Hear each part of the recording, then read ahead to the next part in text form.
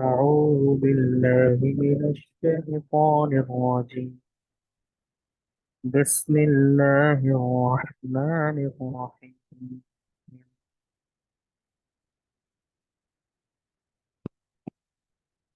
إنا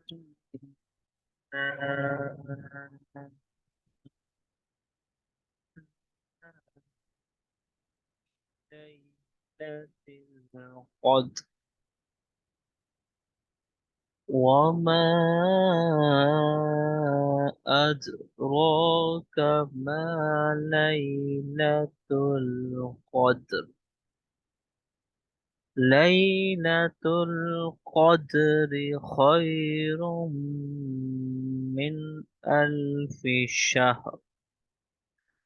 تنزل الملائكة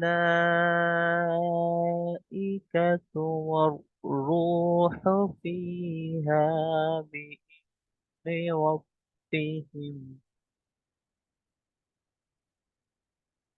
بإذن ربهم من كل أمر سلام حتى مطلع الفجر. So here is وقف معانقة. وقف معانقة mean you are seeing the three dots, one, two, and three. Three dots and three dots. So the rule of the waqf معانقة is that if you want, there are two waqf in the uh, same place, and if you want to waqf the first place, then you cannot waqf the second place. And if you want to waqf the second place, then you cannot waqf the first place. For example, min kulli amr. So I want to waqf the first place, so then it's not allowed for me to waqf on the second place, this place. Salamun hiya hatta matla'il fajr.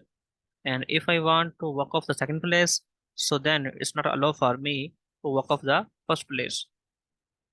Min kulli amrin salam hiya hatta matla'il fajr. So waqf mu'anaqa. Look at this. This is the mu'anaqa in Urdu language, and this is the three dots and three dots. Okay. So inna anzalnahu fi laylatil qadr wa ma adraka ma laylatul qadr. Laylatul qadri khairum min alfi shahr. تنزل الملائكة والروح فيها بإذن ربهم من كل أمر سلام هي حتى مطلع الفجر.